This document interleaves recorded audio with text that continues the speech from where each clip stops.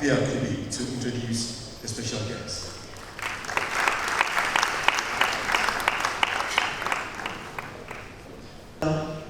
Chairman and the Paramount Chief of the Futu Traditional Area, May Gatti the the Vice-Chancellor of the University of Education, UEW, our Pro-Vice-Chancellor, Acting Registrar, and all other principal officers, the Omagme of the Jumako Traditional Area, Nanano, distinguished guests, staff and students of UEW, good morning. About 10 years ago, after I had finished facilitating a financial literacy program at Unique FM GBC, I received a unique call. The call came from a gentleman whose aim was to win me over to join his political party's campaign team there. Unfortunately, I was not bold enough to accept the offer. But today, I am bold enough to introduce this gentleman. Our esteemed guest speaker is a true son of the great Efutuland. He is a results-oriented business leader with a distinguished record in business restructuring, public sector reform, and community development. As Senior Vice President of Group Indian, Ghana, a multinational conglomerate with diverse interests spanning hospitality, sports, insurance, media, industry, and finance, he played a key role in managing a workforce of over 6,000 employees. His expertise lies in revitalizing distressed companies and driving them towards profitability. Our speaker's extensive public service includes roles as the Special Assistant to the Minister of Energy and Assistant to the Minister of Public Sector Reform, where he contributed significant projects such as the Shetu Rural Electrification Initiative, which connected thousands of communities to the national grid. He was a key consultant on the single spine salary pay structure, collaborating with labor unions on data collection and analysis. His involvement with the Millennium Challenge Compact 1, including coordinating the ministerial team for the signing ceremony at the White House, and subsequent role as community and public outreach manager for the Millennium Development Authority, demonstrates his commitment to national development. Ladies and gentlemen, he is a dedicated community leader and serves as chairman of the Abuashiri Festival and vice chairman of the Winneba Development Association, spearheaded initiatives to improve healthcare, infrastructure, and community well-being. In 2016, he instituted a scholarship scheme called Austin Ganser Scholarship Award for brilliant but needy students in the Efutu constituency. Our guest speaker has served as a parliamentary candidate and is currently the national chairman of the Progressive People's Party, known as PPP. He is married with 6 children.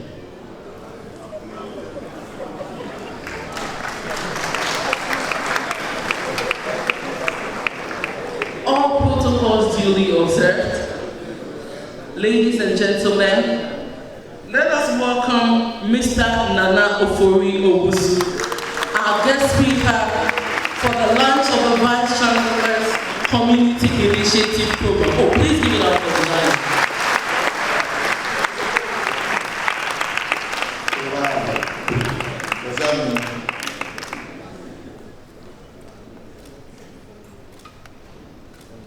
Vice-Chancellor, Chancellor, Nanano, all protocols observed. I am happy to be with you here today. As I sat there, my mind was racing, and it took me back a few years ago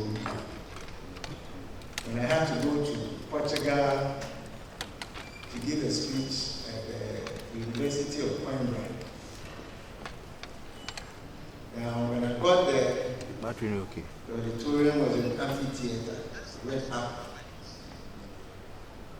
And I was billed to speak on the second day. I had not put anything together. So I was feverishly putting my thing together on the net, doing some quick research. And a gentleman that was with me, he was also there, coming from Nigeria. So he looked at me and said, okay. You look like you're a very serious person. Wait till you will tell these people that they don't really know. The program was World Heritage of Portuguese Origin. And so after listening to Vice-Chancellor, I hear the voice echoing in my head. Okay? Wait till you will tell them that the Vice-Chancellor already told them. I'll give it a shot.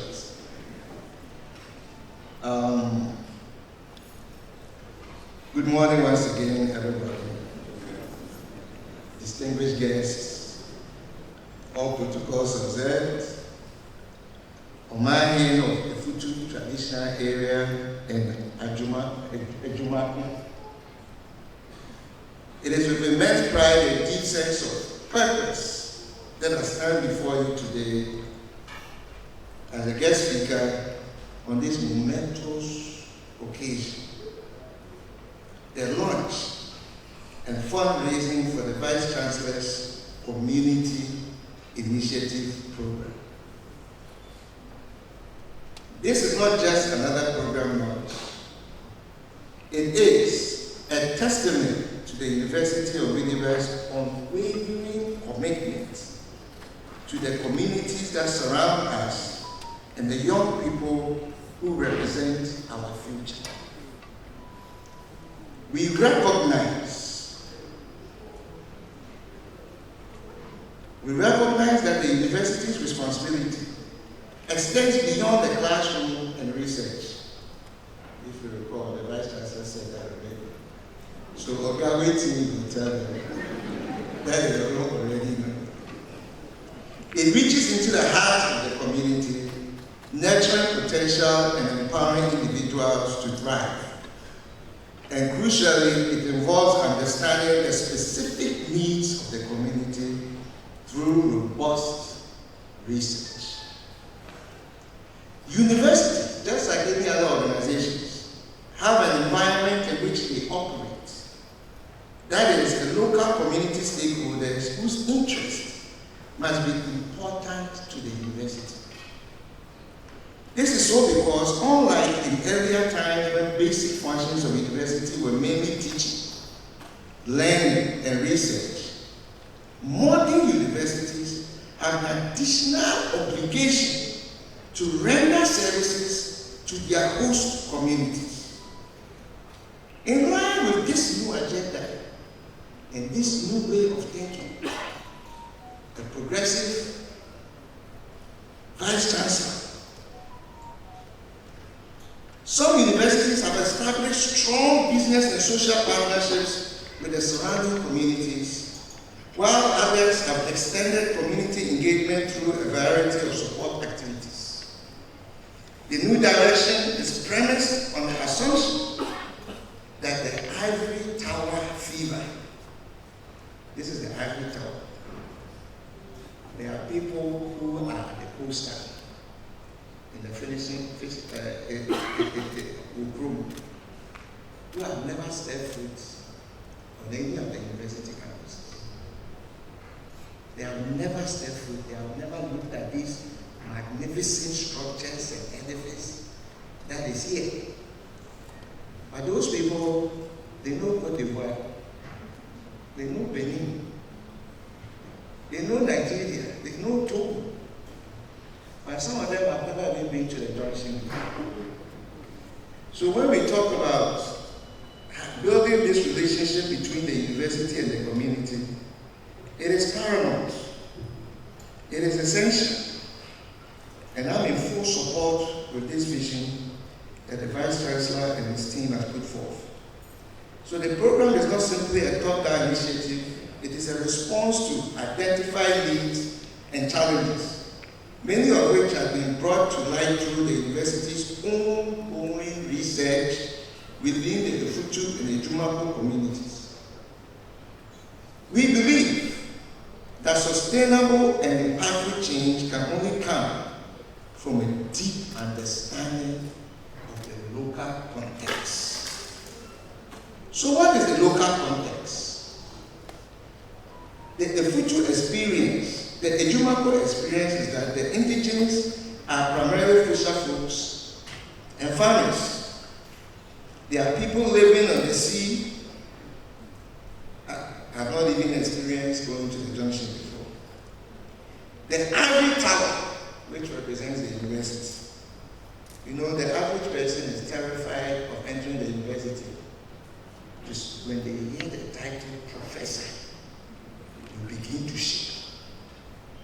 Because the contact, never been in a classroom, never experiencing that. Many of the things you do here is alien to many of the members of the community. And so we need to forge this alliance that the Vice President, the Vice-Chancellor is embarking on. So there's a merge between the ivory tower, fisher folks, and the farmers.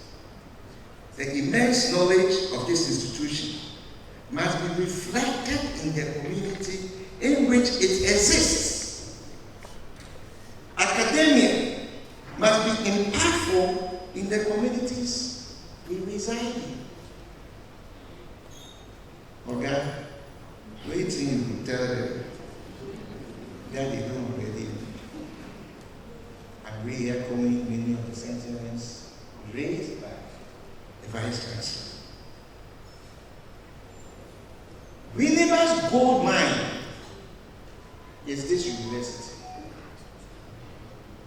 We don't have gold to go and dig out bauxite, timber, and the rest. Our gold mine is this university. It sits on the blood and sweat of our ancestors who gave up their land for development. Now you cannot give up your land for development and not benefit from it systematically. I am a big fan of affirmative action. You see, in the United States of America, there used to be a white-only toilet, a black-only toilet. You could not sit in front of the bus. You were precluded from doing so.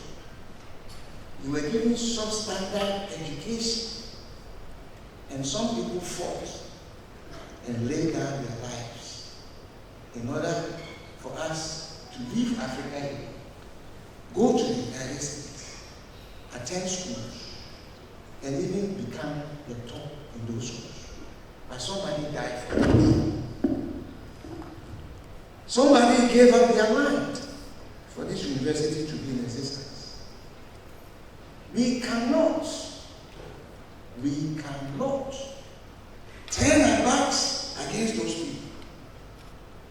And so you are understanding why this initiative is so crucial and critical. Because many of the people, indigenous, have not had the opportunity. Many. And when we say they should pull up themselves by the bootstrap, where is the boot? Where is the boot? A scholarship scheme needs to be in place. As the Vice-Chancellor has said, wait till you will see. That has not already been said. We need a scholarship system to help the brilliant and needy students. And you see, the ivory tower of this university, concept of ivory towerism, is a thing of the past. In the new thinking of management of universities, that is more collaborative with the communities in which they reside. It must be deliberate. It must follow process. It must be instituted in the governance structure of the university. It is not something that Vice-Chancellor alone, having introduced today, becomes a thing of the past when his time is up. It must be part and parcel of how we run this institution, because we are partners. Cholera outbreak is in Winnipeg as we speak.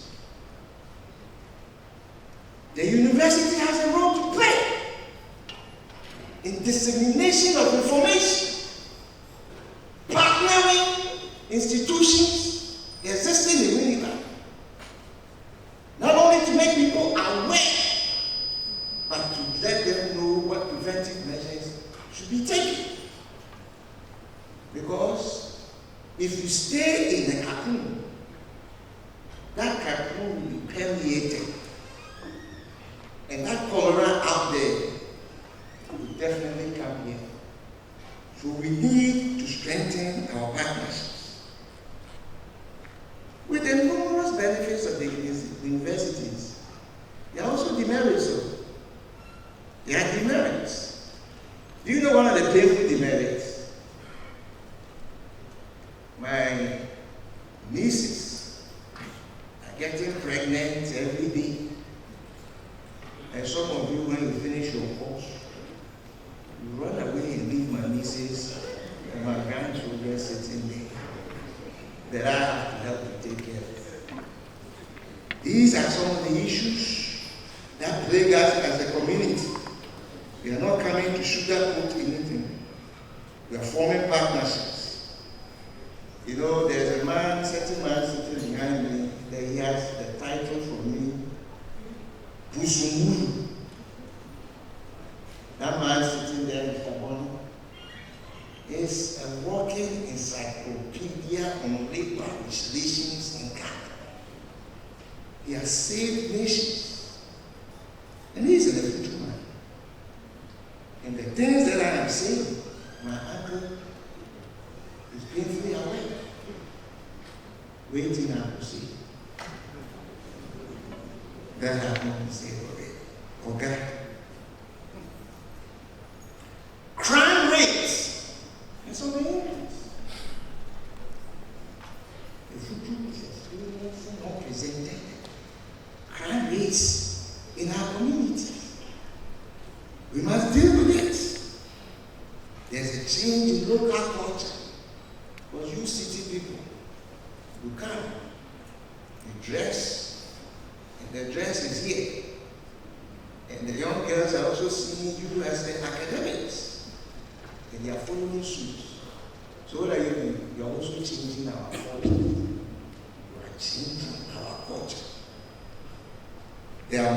Remember, I'm only pointing out some of the demerits. There are more diseases in the communities. So everybody must fully embrace the deep partnership that the Vice-Chancellor is coming to form with our community. I am envisioning a time whereby lectures will encourage students to participate in our many festivals positively. Imagine students putting on plays, music, traditional dances to support and augment our various festivals, our bachelor, fancy dress, and the rest. Having to honor the lives events, put it in books, document the processes. We need the partnerships. There are many indigenous people who have never stepped foot on this great campus that we need to change that. All children in schools in Winnipeg at the elementary JHS level, SHS level, must come on excursions to this great campus and meet all these wonderful leaders, for them to go to sleep and dream and see themselves sitting here at the university from childhood. is important. Some of the structures that exist elsewhere, Ghana, we have what I call the chocolate chip education system. We sprinkle a preschool here, we sprinkle a primary school there, we sprinkle a JHS there, we sprinkle a SHS there. But we don't have a model school where somebody will go to KG and they see it ending at SHS. So automatically, he's locked in. He's visualized. When I was doing campaign, and people come, when I went to primary school, so, primary school, the go do infant, you be a JHS. Primary school and JHS. So you can imagine their horror, what is happening, because they cannot visualize. They did not visualize themselves completing the SHS.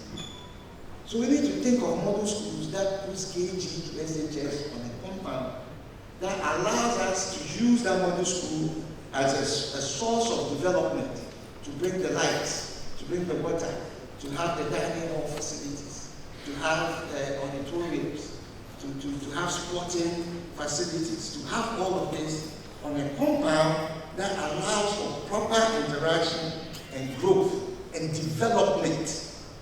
That is the development of the students, not just passing exams, but you develop the students, you concrete into their mind a certain paradigm which tells them that, look, I am from KG, he knows he has finished SHS, and that he will be pursuing university degrees.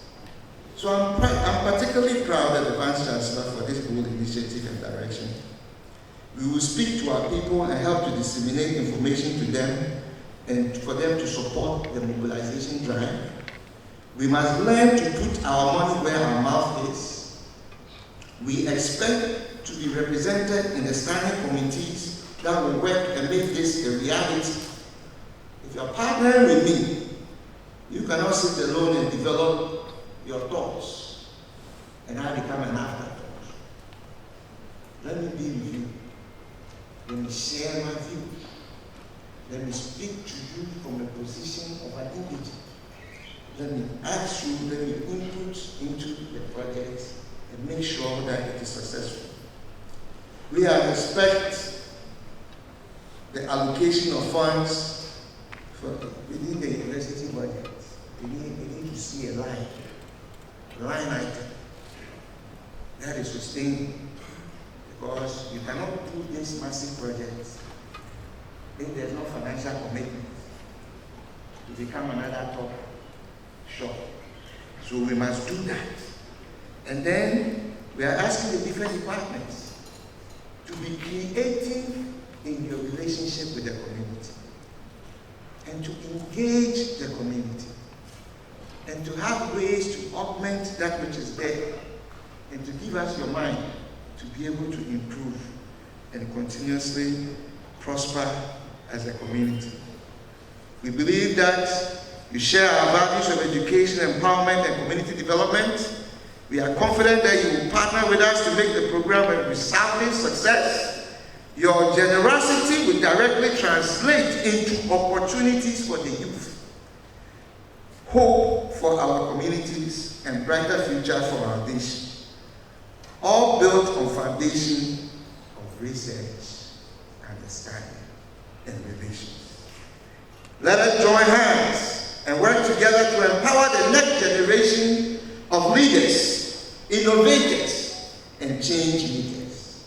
Let us invest in our youth, informed by research, and in doing so, invest in the future of Ghana. What are you going to say, Oga? That has not already been said. Mr. Vice-Chancellor, this program is not just about giving handouts. He has already stated that. It's not about investing in potential, informed by evidence. It's not about giving handouts. It's about investing in potential, informed by evidence. It's about empowering young people to become agents of change in their communities, based on clear understanding of their needs and aspirations. It's about building a brighter future for the future Ejumapon and Ghana as a whole, grounded again in research-driven solutions. The University of Winnipeg cannot achieve this ambitious goal alone. Your support, we are calling on individuals, businesses, and organizations to join us in this worthy cause. We aim to raise 1 million Ghana cedis annually to ensure the sustainability and impact of this vital research-informed program. Oga, what are you going to say that you don't really know? There are categories that we must all be participants of this category. So, as Vice Chairman of Winnipeg Development Association, I drew the challenge that this is a program that is being initiated by our own university, on our own land, to help everybody that is in need, and that we must contribute our quota to this process. Then when they invited me, it was later that I saw there was a fundraising component. And when I saw the fundraising component, I said, look, I called my little brother, I said, you come. You are the big lawyer. Bring your check. Because my grandparents in this time, my grandmother and my grandfather, there's a funny story. They were then divorced. But then they wanted to go to assembly, both of them, my granddad and my grandma. So they competed against each other. Then naturally the woman beats the hell out of my grandfather, Mercy Ganson, and she established the first all-female vocational school in Winnipeg, the Drahele Vocational School.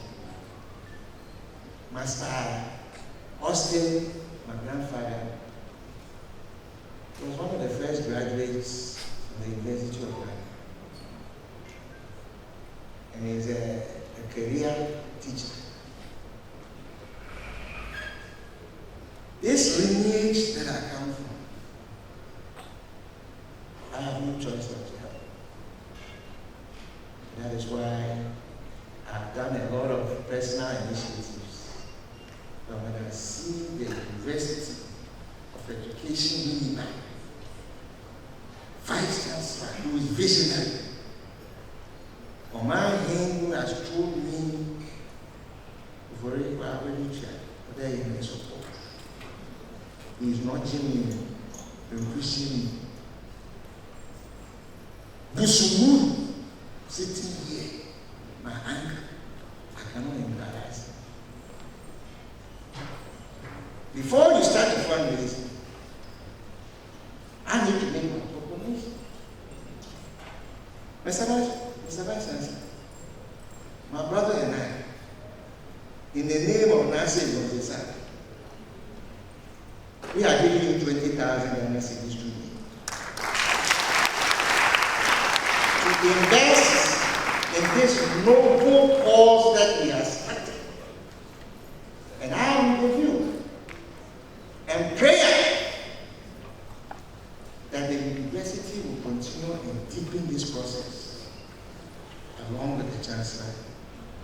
And I hope that we will raise more.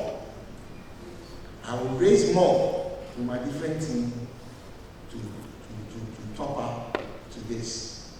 And so I am grateful for the invitation. I am thankful. I am honored.